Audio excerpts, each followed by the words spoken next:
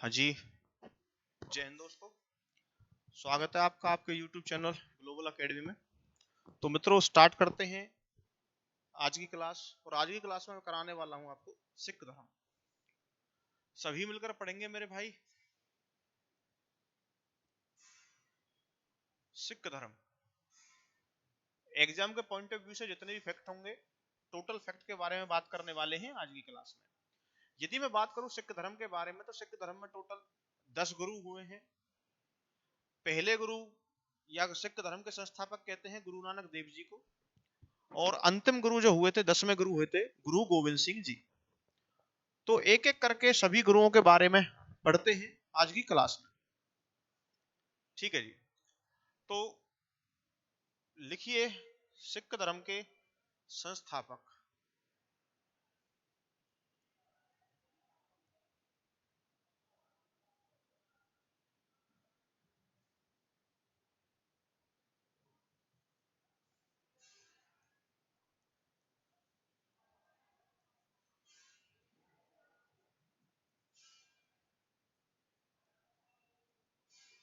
तो कौन हुए भैया?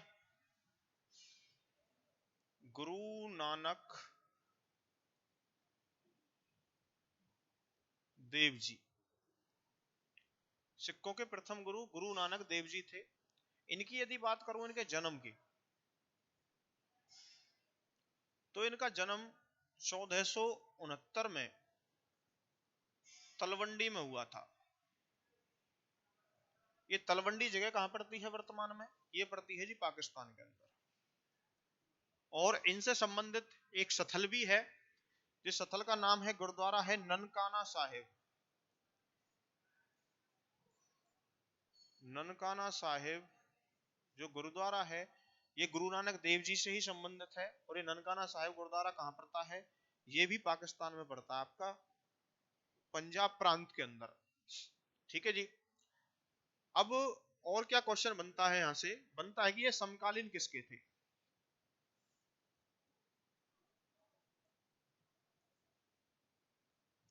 समकालीन मतलब कि दिल्ली की गद्दी पर उस समय में कौन शासक विराजमान था, तो उन किसके समकालीन थे? तो ये समकालीन थे बाबर के। बाबर जिन्होंने मुगल वंश की स्थापना की थी, निर्माण किया था पानीपत की पहली लड़ाई में इब्राहिम लोदी को हराकर 1526 में। तो मुगल वंश के जो संस्थापक थे, उनके समकालीन वो किसके थे भैया? गुरु नानक देव जी। ओके जी। गुरु नानक देव जी ने दो पद्धति चलाई थी।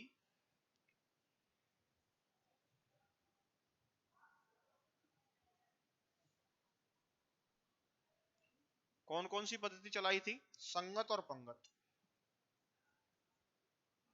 संगत और पंगत। संगत और पंगत नाम की दो पद्धति चलाई थी। संगत को कहते थे जी धर्मशाला बनवाना, और पंगत के बारे में यदि मैं बात करूं, गुरु का लंगर, जो वर्तमान में अब तक चल रहा है। तो सिख धर्म में ध्यान रखना है, पंगत का मतलब लंगर। ठीक है जी। तो ये किससे संबंधित है? गुरु नानक देव जी से संबंधित। ठीक है जी। प्रथम गुरु थे। जन्म 1469 में हुआ। कहां हुआ था? तलवंडी, लाहौर में। बात की जाए गुरुद्वारा कौन सा प्रसिद्ध है उनके लिए? ननकाना साहिब। और ननकाना साहिब गुरुद्वारा कहां पड़ता है मेरे भाई? ये पड़ता है आपका पाकिस्तान में ही पड़ता है। किस मुगल शासक के समकालीन थे? तो बाबर के समकालीन थे। कुछ समय हुमायूं के समय में बिताया था इन्होंने। ठीक है। दो पद्धति चलाई। कौन कौन सी? संगत और पंगत। संगत का मतलब धर्मशाला खोलना, और पंगत का मतलब लंगर। ओके जी। नेक्स्ट लिखिएगा। स्क्रीनशॉट लेना चाहो तो ले सकते हो जल्दी से।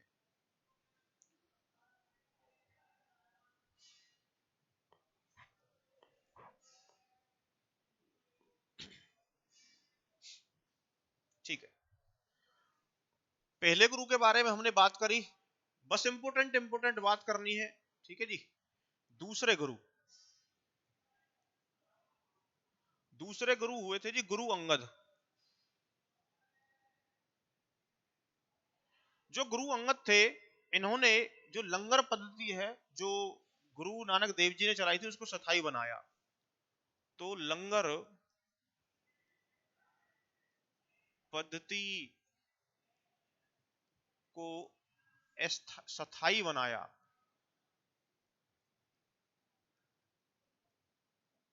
ठीक है जी। बात की जाए गुरु अंगद के बारे में, तो गुरु अंगद का जो प्रारंभिक नाम था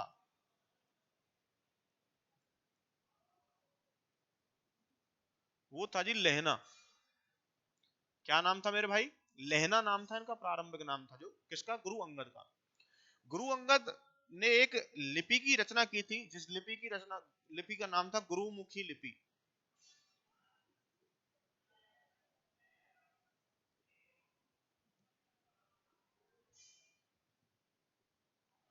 ठीक है बॉस, ध्यान रखना है, गुरुमुखी लिपि की जो रचना की थी वो किसने की थी जी?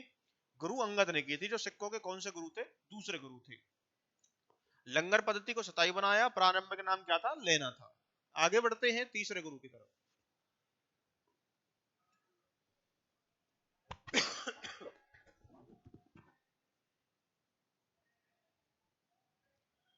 तीसरे गुरु हुए थे जी गुरु अमरदास।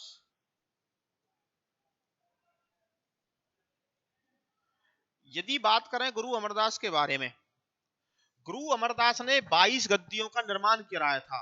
सिक्कों के लिए कितनी गद्दियों का निर्माण करवाया? 22 गद्दियों का निर्माण।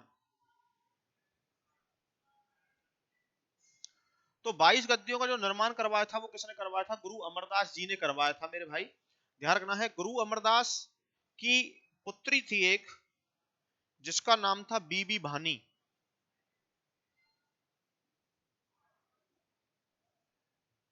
एक बार क्या होता है, अकबर जो है अमरदास जी से मिलने के लिए आता है। सुनते हैं कि भाई सिखों के बहुत अच्छे गुरु हैं, गुरु अमरदास जी बहुत अच्छा प्रवचन देते हैं, वचन देते हैं, प्रवचन। तो उनसे मिलने के लिए अकबर आता है, जो मुगल वंश का हुमायूं का बेटा था। ठीक है, तो गोविंद लाल में आकर उनसे भेंट करता है, और भेंट करने के बाद बीबी भानी जो होती है पहली, जो है सिखों की जो है पुत्री, जो है सिख धर्म में जो भी आगे बढ़ते हैं उनमें अग्रसर रहती है। तो उनसे प्रभावित होकर बीबी भानी को 500 बीघा जमीन दान में देता है। कौन? अकबर। तो मेरे भाई पहली बात तो ये याद रखना, अकबर भेंट करता है आके, अकबर गोविंद लाल में आकर मिलता है, या भेंट करता है, मिलता है। किससे जी? गुरु अमरदास से, जो सिक्कों के कौन से गुरु थे? 300, सॉरी तीसरे गुरु थे। यदि मैं बात करूं बीबी भानी, बीबी भानी को अकबर क्या करता है? 500 बीघा जमीन दान देता है। 500 बीघा जमीन भेंट, भेंट करता है जी। 500 बीघा जमीन कौन करता है? ये ध्यान रखना है जी, अकबर। ओके बॉस, क्लियर है? जल्दी से स्क्रीनशॉट लीजिए, आगे बढ़ाते हैं फिर।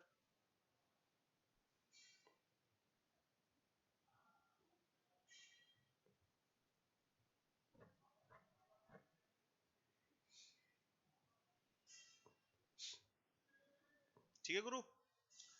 दूसरे गुरु हुए गुरु अंगद जी। लंगर पद्धति को स्थायी बनाया, प्रारंभिक नाम क्या था? लेना। गुरुमुखी लिपि की रचना की। तीसरे गुरु गुरु अमरदास हुए, 22 गद्दियों का निर्माण किया। इंपोर्टेंट है बहुत ज्यादा। इनकी पुत्री का नाम क्या था? बीबी भानी था। 500 बीघा जमीन दान किसने दी थी? अकबर ने। और अकबर गुरु अमरदास जी से कहा के मिला था? ये मिला था जी गोविंद लाल में आके। ठीक है, आगे लिखो चौथे गुरु।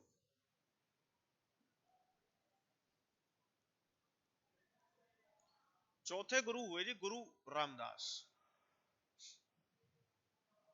जो बीबी भानी की शादी गुरु रामदास से कर दी जाती है। तो गुरु रामदास की जो शादी है, अरे क्या हुआ भाई,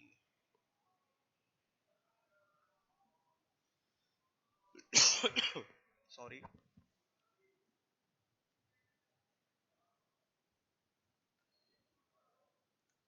बीबी भानी की शादी किससे कर दी जाती है मेरे भाई? गुरु रामदास जी से कर दी जाती है। यदि गुरु रामदास जी के बारे में मैं थोड़ा बात करूं, तो अब ये जो 500 बीघा जमीन है वो किसकी हुई? गुरु रामदास की हुई। तो ये कराते हैं भैया अमृतसर शहर की स्थापना उस जमीन पर। अमृतसर शहर की स्थापना, ध्यान रखना है, इंपोर्टेंट क्वेश्चन बनता है ये। तो अमृतसर शहर की स्थापना कौन कराते हैं? सिखों के चौथे गुरु। और चौथे गुरु कौन से? गुरु रामदास जी। अमृतसर शहर की जो स्थापना करवा दी और वहां पर एक जलाशय खुदवाया, जलाशय खुदवाया, बिल्कुल बीचों बीच जो अमृतसर शहर में। तो एक क्वेश्चन यहां से ध्यान रखना स्टेटिक का, गुरु रामदास अंतरराष्ट्रीय हवाई अड्डा, गुरु रामदास अंतरराष्ट्रीय हवाई अड्डा कहाँ है मेरे भाई? अमृतसर में है। अमृतसर से जितने भी फैक्ट बनते हैं उनको याद किया करो। जीके के जितने भी फैक्ट बनते हैं, स्टैटिक हो, जियोग्राफिकल हो या हिस्ट्री का हो। जलियांवाला बाग हत्याकांड है जो 13 अप्रैल 1919 को जनरल डायर ने जो है गोली चलवाई थी, जिसमें सैफुद्दीन किचलू की गिरफ्तारी के ऊपर क्या है, सभा इकट्ठी हुई थी। ठीक है, जनरल डायर का जो साथ दिया था वो हंसराज नामक व्यक्ति ने दिया था, और जलियांवाला बाग जो जगह थी वो बाग किसका था? जल्ली नामक व्यक्ति का था। ओके बॉस, वो कहां पड़ता है आपका? अमृतसर में ही पड़ता है। आगे बात करते हैं गुरु रामदास से रिलेटेड जो भी बातें थी, पॉइंट थे इंपोर्टेंट, वो हो गए हैं। अब गुरु रामदास के बारे में आएगी, किस मुगल शासक के जो है समकालीन थे? तो भाई अकबर के। यदि बाई चांस गुरु अमरदास की पूछ ले तो गुरु अमरदास भी किसके समकालीन थे मेरे भाई? ये भी समकालीन थे अकबर के। ठीक है, ये ध्यान रखना है आपको, बाई चांस पेपर में आ जाए तो। किसके समकालीन थे मेरे भाई? अकबर के। क्लियर है? आगे लिखिए चौथे गुरु। चौथे गुरु तो लिख लीजिए पांचवें गुरु।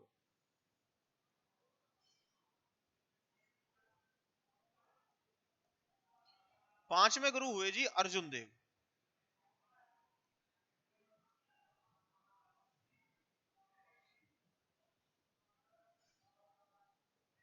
क्षमा चाहूंगा, गुरु अर्जुन देव।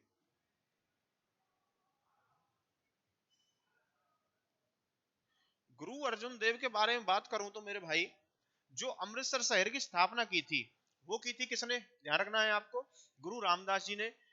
जो गुरु अर्जुन देव हैं, इन्होंने हरमंदिर साहब का निर्माण करवाया था। हरमंदिर साहब का निर्माण, जो जलाशय खुदा हुआ था उसके किनारे इन्होंने करवा दिया था हरमंदिर साहब का निर्माण। और जो हरमंदिर साहब है उस पर जो सोने की परत थी, सोने की परत, वो जो चढ़वाई थी उस समय में महाराजा रंजीत सिंह ने। महाराजा रंजीत सिंह, महाराजा रंजीत सिंह वही जिनकी कैपिटल लाहौर हुआ करती थी, उन्होंने सोने की परत चढ़वाई थी हरमंदिर साहब को। और हरमंदिर साहब को किस नाम से जाना जाने लगा? Golden temple. गोल्डन टेम्पल या स्वर्ण मंदिर। ठीक है भैया, क्लियर है? तो स्वर्ण मंदिर कहाँ है आपका? गोल्डन टेम्पल कहाँ है? ये अमृतसर में है। निर्माण किसने करवाया था? गोल्डन टेम्पल का बेटा गुरु अर्जुन देव ने करवाया था, और हरमंदिर साहब के नाम से जाना जाता था। जब सोने की परत चढ़वा दी गुरु ने नहीं, महाराजा रंजीत सिंह ने, तो तब से इनका नाम क्या हो गया जी? Golden temple. एक क्वेश्चन और लिख लेता हूँ स्टेटिक का, यहाँ पे ही लिख देता हूँ।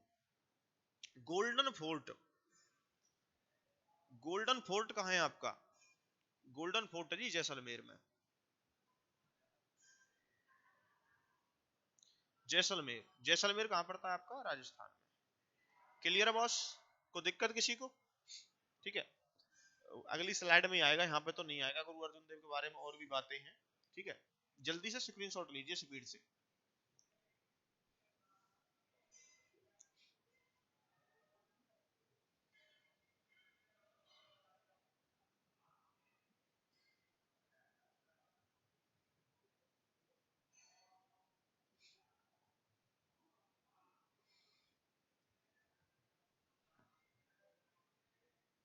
ठीक है जी, चलो लिख लिया। अब गुरु अर्जुन देव के बारे में ही चल रही है कुछ बातें। कहाँ छोड़ा था हमने? ठीक है, गोल्डन टेम्पल जो सोने की परत चढ़वा दी। यदि मैं बात करूं गुरु अर्जुन देव की हत्या,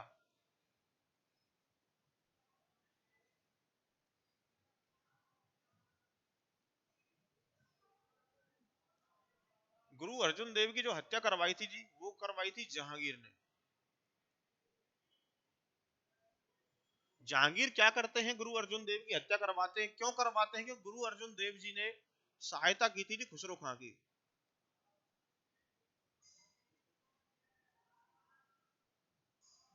खुसरो खां, राजकुमार खुसरो खां की सहायता करने के कारण, क्योंकि खुसरो खां बेटा था जहांगीर का, उसने क्या कर दिया था, इसके खिलाफ विद्रोह कर दिया था इनके खिलाफ। तो जहांगीर इस बात से रुष्ट हो जाते हैं। और देखो गलत बात तो है, सिखों के जो है पांचवें गुरु जो अर्जुन देव है उनकी हत्या करवा देते हैं ये, ठीक है। आगे लिखो भैया मेरे छठे गुरु। छठे गुरु हुए जी गुरु हरगोविंद।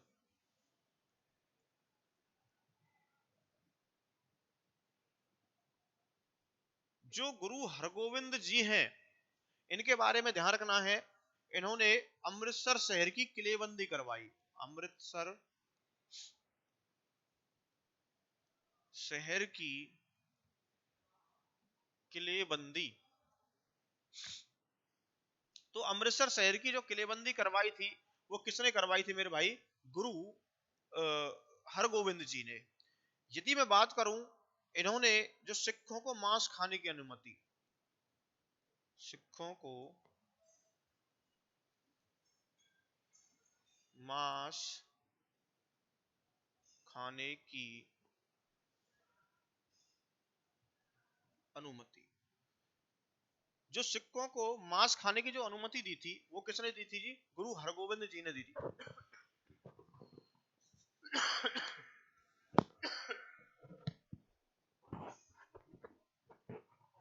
एक मिनट भाई, बस एक मिनट।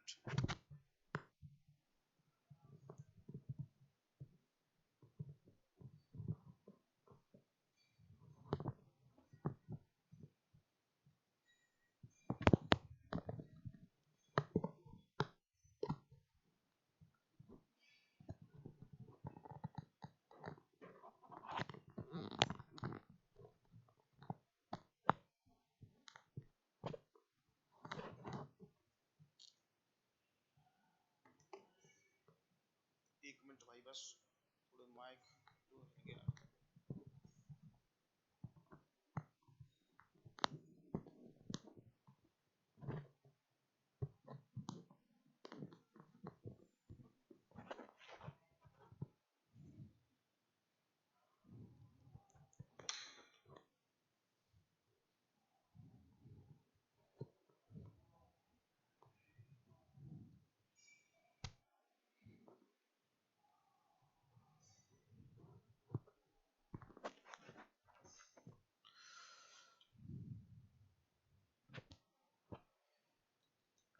सॉरी भाई, एक मिनट, जो माइक हिल गया था थोड़ा। चलो जी, आगे बात करते हैं। और खांसी भी है भाई, थोड़ी तबीयत ठीक नहीं है। सिखों को मांस खाने की अनुमति दी भैया इन्होंने। और क्या काम किया था? छठे गुरु गुरु हरगोविंद जी अमृतसर शहर की किलेबंदी करवाई।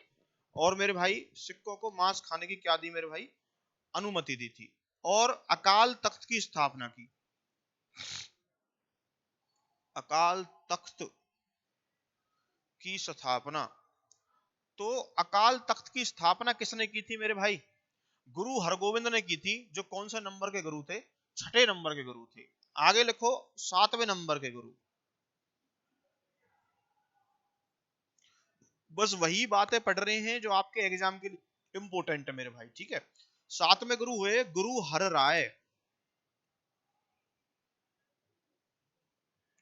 इनके बारे में इतना ही ध्यान रखना, गुरु हर राय जो कौन से गुरु थे भैया? सातवें गुरु थे। क्लियर है? नेक्स्ट स्लाइड लेते हैं, और नेक्स्ट स्लाइड में पढ़ते हैं आपके आठवें गुरु।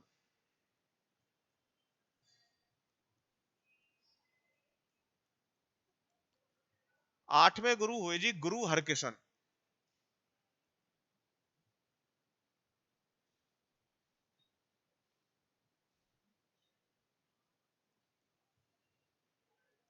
यदि मैं बात करूं गुरु हरकिशन जी के बारे में, तो गुरु हरकिशन ने अपना संपूर्ण जीवन, उस समय में एक महामारी फैली हुई थी भारत के अंदर, चेचक, संपूर्ण जीवन चेचक से पीड़ित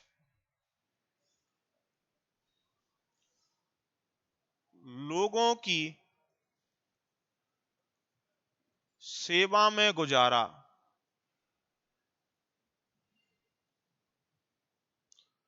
तो चेचक से पीड़ित लोगों की सेवा में जो अपना संपूर्ण जीवन है वो किसने गुजारा था?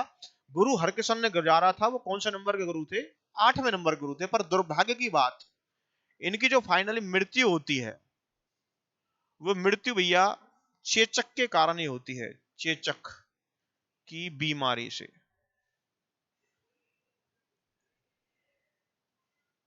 बीमारी नहीं, महामारी थी। जिस प्रकार से कोरोना महामारी थी, ठीक है, इसी प्रकार से जो क्या है भैया, चेचक भी क्या थी? आपकी महामारी थी। आगे बढ़ते हैं, आगे लिखते हैं आपके 9वें गुरु। 9वें गुरु हुए जी गुरु तेग बहादुर जी।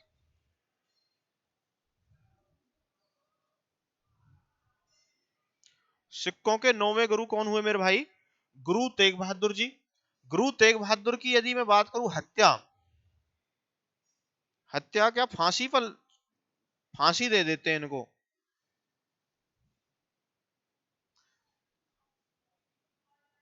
औरंगजेब ने। सत सत नमन है इन गुरुओं को। औरंगजेब क्या करता है? गुरु तेग बहादुर को फांसी पर लटकवा देता। क्यों? सिख धर्म, सॉरी, मुस्लिम धर्म स्वीकार न करने के कारण।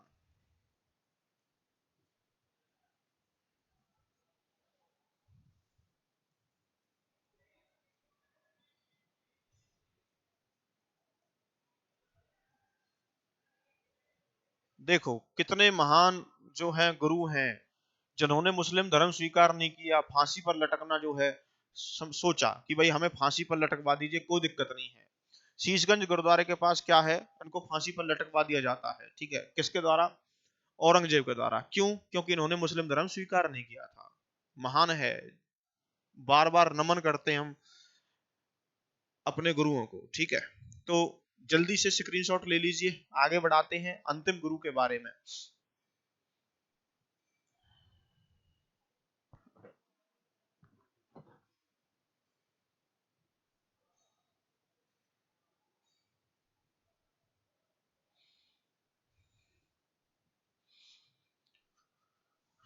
ठीक है मेरे भाई, बात करते हैं अंतिम व 10वें गुरु। अंतिम व 10वें गुरु हुए थे जी गुरु गोविंद सिंह जी।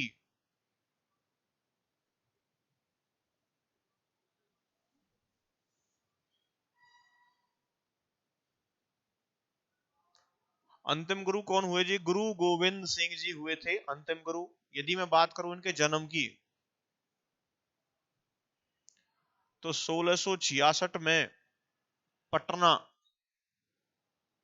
में इनका जन्म हुआ था। पटना का पुराना नाम पाटलिपुत्र था। उदयन ने पाटलिपुत्र नगर बसाया था। हर्यक वंश के संस्थापक ने, शेरशाह सूरी ने इसका नाम क्या रख दिया था? पटना रखा था जी। ठीक है, तो 1666 में जन्म हुआ था इनका, गुरु गोविंद सिंह जी का।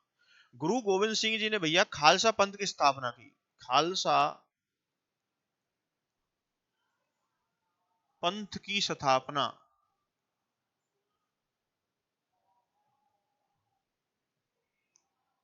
ठीक है मेरे भाई, खालसा पंथ की स्थापना की थी 13 अप्रैल 1699 को।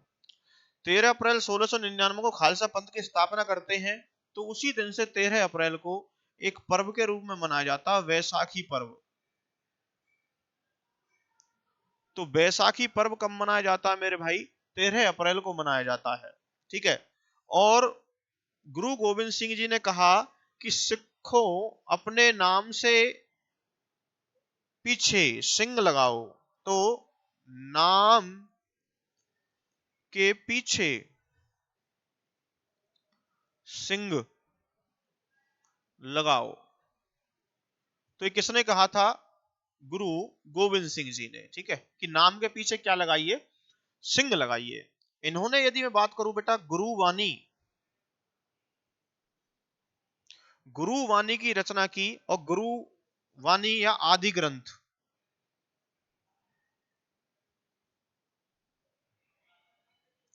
की रचना। उन्होंने कहा कि अब गुरु वाणी ही काम करेगी, आगे कोई गुरु नहीं, 10 गुरु बहुत हैं, गुरु वाणी ही काम करेगी। और आदि ग्रंथ की जो रचना की थी वो किसने की थी भैया? गुरु गोविंद सिंह जी ने। गुरु गोविंद सिंह की यदि मैं बात करूं भैया, हत्या, इनकी हत्या करवा देता है जी गुल खां नामक पठान। गुल खां नामक पठान 1708 में। और कहा जी? नांदेड़ महाराष्ट्र, नांदेड़ महाराष्ट्र। गुलखा नामक पठान इनकी हत्या करवा देता है, ये ध्यान रखना है भाई। गुरु गोविंद सिंह जी, बार बार नमन है इनको, ठीक है, जिन्होंने अपने बेटों का बलिदान कर दिया, सिर्फ किसके लिए? अपने धर्म की रक्षा के लिए। देखो ऐसे वीर योद्धाओं को, इन गुरुओं को, ठीक है, बार बार नमन करने का, शीश झुकाने का मन करता है जिनके, ठीक है, चरणों में। जोरावर सिंह और फतेह सिंह इनके पुत्र थे, जिनको जिंदा दीवार में चनवा दिया था। और ऐसे वीर पुत्र जिन्होंने कहा कि हम मर जाएंगे, मिट जाएंगे, पर अपने धर्म की रक्षा के लिए तत्पर रहेंगे, और बिल्कुल भी चाहे कुछ हो जाए हम दूसरा धर्म स्वीकार नहीं करेंगे, मुस्लिम धर्म स्वीकार नहीं करेंगे। खुद सोचो कितनी प्रताड़ना की गई होगी उनकी, कि उनको दीवार में जिंदा चनवा दिया, ठीक है। नमन है बार बार। तो गुरु गोविंद सिंह के पुत्र थे कौन जी? जोरावर सिंह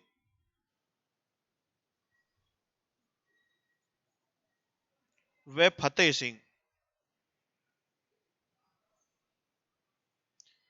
जिनको भैया दीवार में चनवा दिया था।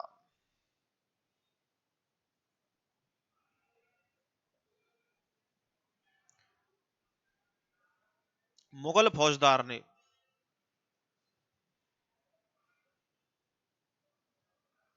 मुगल फौजदार वजीर खान नाम था उनका, उन्होंने इनको दीवार में चनवा दिया था मेरे भाई। गुरु गोविंद सिंह जी थे वो एक लक्ष्मण दास नाम के संत रहते हैं, जिनको आगे आप पढ़ते होंगे बंदा बहादुर के नाम से। उनसे भेंट करते हैं और उनके संरक्षण में आके कि खुदा का बंदा है तू, ठीक है, क्या है, बंदा बहादुर बन जाता है। और बंदा बहादुर जो है एकमात्र सिख राजधानी बनाता है हरियाणा के अंदर, लोहागढ़, जो यमुनानगर में जगह पड़ती है। 1715 में उनको भी प्रताड़ित करके मार दिया जाता है, ठीक है, उनके बिल्कुल जो है बहुत ज्यादा प्रताड़ित किया जाता है, पर वो भी मुस्लिम धर्म स्वीकार नहीं करते हैं मेरे भाई, ठीक है। तो ऐसे वीर गुरु हुए हैं किसमें? सिखों में। लिख देता हूं थोड़ा मैं यहाँ पे बंदा बहादुर के बारे में, नेक्स्ट स्लाइड में। बंदा बहादुर जी,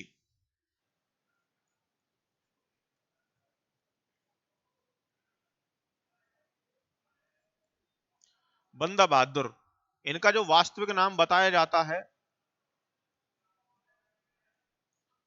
वास्तविक नाम बताया जाता है लक्ष्मण दास।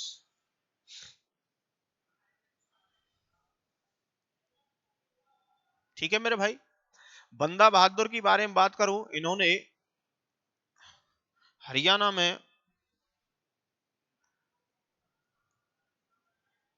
हरियाणा में एक सिख राजधानी बनाई। लिख देता हूं प्रॉपर,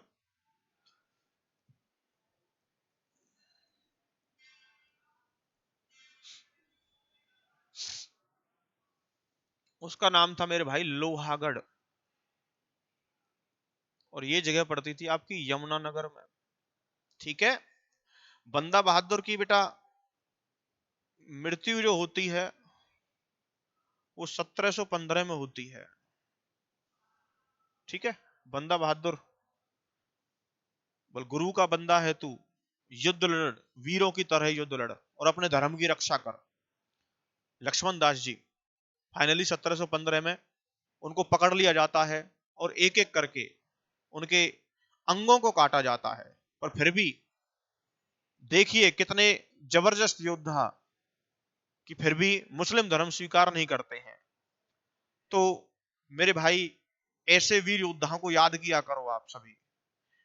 बिल्कुल ये कि एग्जाम के पॉइंट ऑफ व्यू से तो आप पढ़िए ही, पर आपके जो देश के लिए जिन्होंने, क्रांतिकारियों ने, किसी ने भी कुछ काम किया है, देश की रक्षा की है, देश के लिए कुछ किया है, क्यों भाई उन्होंने जो किया है अभी जभी तो हम जिंदा हैं, जभी तो हम इस स्टेज पे हैं। हम जो पढ़ रहे हैं, आज आजादी से घूम रहे हैं, किसके कारण घूम रहे हैं? इन्हीं के कारण।